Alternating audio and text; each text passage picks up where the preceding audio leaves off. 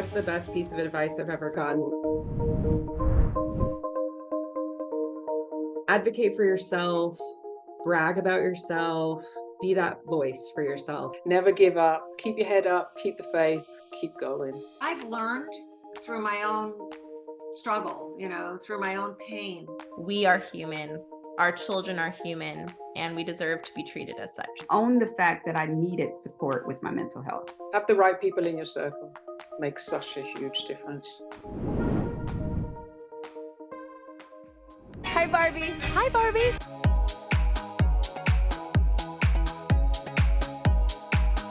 Turn to the Barbie next to you. Tell her how much you love her. Compliment her.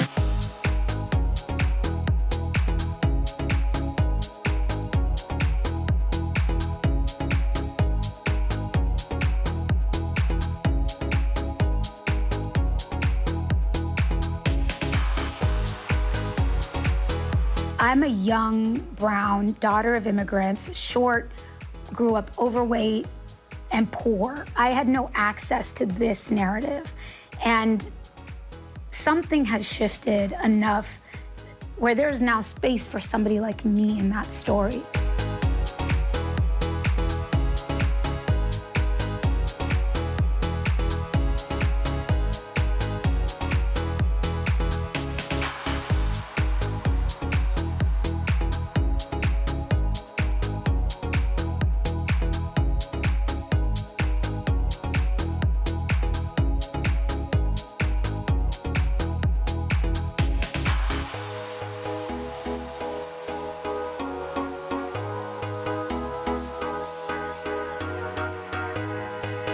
I knew, and Margot knew, and all the actors knew that what we wanted at the center of it was just a really big heart, and that part of it was so important for me, that however anarchic or crazy or throwing elbows the movie was, that the thing that you walk away with was this feeling of this heart in the middle of it. Okay, ladies, let's do this. The definition of imposter syndrome is doubting your abilities and feeling like a fraud.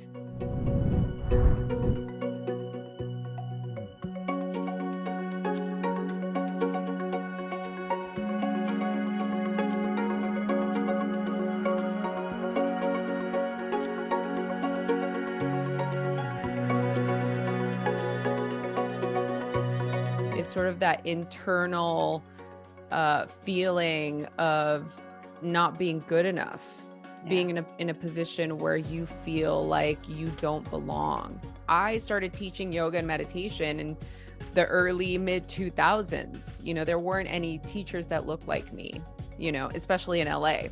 Going from East LA to the West Side, which is two completely different worlds. And now I'm put into this position of teaching something that I've learned and feeling like I don't deserve to be here. So I think part of what really helps us move out of that mindset is to ask yourself what your core beliefs are about yourself. What do you believe about you, right? And do you believe you're worthy of love as you are? Like, do you believe that you deserve what you have? I will try to tell myself, you got this, Jen. Like I'm like doing the fighter dance. We got this, in my head. But honestly, I'll be honest, sometimes just the self-talk does not work for me. For me, so I'm a couples and family therapist, and I'm divorced. And one of the things that felt so hard for me when I got divorced was feeling like, is anyone going to trust my judgment? Quote, if I can make this work. Oh, if I can't make this work, you might think that way. Yeah. And I got so in my head about it. And the next day I got an email from somebody who had followed a post that I had done that was pretty vulnerable. And she said, I've been waiting for you. And your story is everything that I need. And because you've gone through this is the reason why I couldn't work with a therapist that had a 20-year marriage. I need to work with somebody who's been through it and can be relatable and to give hope. And so it was this huge lesson. I can get so in my head and feel like I have all the facts of this situation. And so I started looking instead of for reassurance, although I mean, I'm ready for a reassurance. Like I'm here for it if anyone wants to give me reassurance. But what I've learned is not to need that. What I need is perspective. I'm so grateful you said that. I'm so grateful because everything you said about this idea, I help other people why they might think I can't help myself, or in the shame that may come with it, whatever it might be. And I so appreciate you even telling that to us, because there's so much strength in that story, and it's helping me right now. And I'm so also inspired to know and see how you got through it, for us to know that when we feel that way about a certain situation, like it's kind of like what you just said, it's not the end, it actually might be the beginning. I feel like after listening to you, Juliana, I feel like, there's this way that, especially as women, especially as experts, that we're meant to perform in society, right? And when you don't perform at that level, people are like, you didn't meet my expectation of you. There's a particular kind of thing, culture around wellness. Most dietitians are younger white women. I mean, 97% of our entire field is white women. Just by being in my skin, I walk into these spaces where people question me being there. So one of the ways that I actually kind of work on that, interestingly enough, I'm going to go back to what Juliana said, is like, I think about spaces like this, you know what I mean? Where this is like a bucket filling activity to be in conversation with the 4 of you women, right? About these things that matter to us. And so I find that when I engage in things like that, it allows me to walk into spaces where I inherently feel uncomfortable. And like, I appreciate this, Gender inequities, racial inequities are very impervious to change. It can be very hard to change them, but cultural change is inevitable. I think we're starting to see slow shifts in government and in voters. Gen Z is the most diverse generation that has existed, and it also is the most liberal so far. Whether they remain that way, this is something we're going to have to look at over time, but all kind of signs are pointing to yes, that might happen given what a broad, diverse group of individuals it is. I do think that some of what we're seeing in terms of the growth of women in government, for example, is a byproduct of changing cultural norms. We just don't know yet quite the long-term effects that will have on government.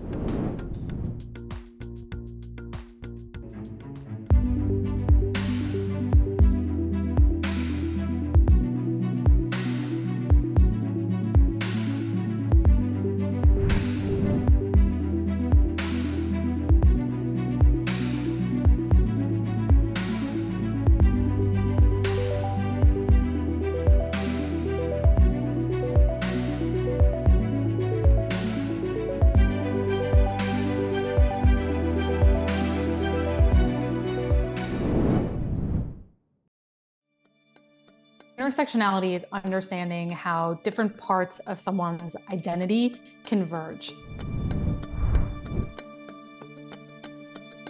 Someone may be a woman, they also may be Black, they also may identify as LGBTQ, for example. And that's at the intersection of all their different identities and affiliations. And it's really important we consider this when we look at gender and pay disparities in the workplace. I've worked with many women who are in technology, so they're in male-dominated fields to begin with, and then they may have another marginalized identity, a Black woman or an Asian woman, for example. And in that case, they face multiple barriers, not just because of their gender, but also because of their race. I've seen really unfortunate situations happen where women of color are not promoted and their male counterparts are, even though their male counterparts don't have the same credentials or the same performance reviews that they do. Workplaces bear a lot of responsibility in creating more equitable situations for women of all type and people of all backgrounds and colors, but we can take control and we can move faster than the system can as a whole. And so I think we also have a responsibility to ourselves to do what we can do to improve our situation, not only for us, but for other people. Even though we have like such a big age gap, we act like we get along like we're the same age.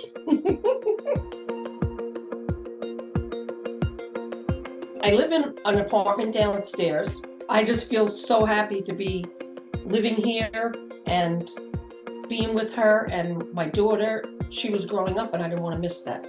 We always laugh together, we always have a great time, and we like a lot of the same things, so it makes it easier for us to hang out. And we're both Leos. I feel like that makes us similar too. Yes, I do too. Sometimes people don't understand how close we are. I mean, we tell each other almost everything, and I will give her comfort if something's bothering her or whatever. It's an extra person to go to, you know, Jessie? With my grandma, like some of my friends, sometimes they like leave me out and stuff, but she can't really like even leave me out. Like, so that's I would never leave you out, trust me. With Jazzy around, a lot of times, even if I want to be sad, I can't be sad. As soon as she comes into the picture, that's it. I'm happy. She's just such a great kid. I can't explain it. It's just unbelievable. I'm so fortunate.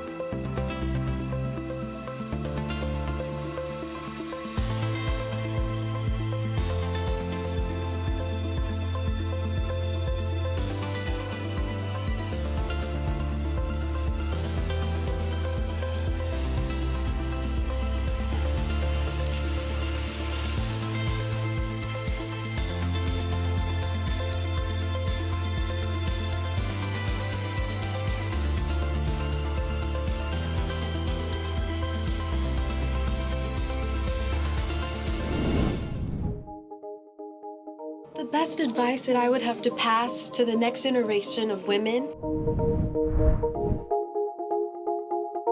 trust your gut and your light, and don't dim your light for anybody. Believe that you can do it. You are responsible for your own happiness, and you need to go and find it. Keep to your morals, keep to your integrity. Continue the good fight for equality. It's really important how you treat people, because the same people who help you up are going to catch you when you fall. Lift your other fellow girls up. Be all about girl power. Womanhood is you.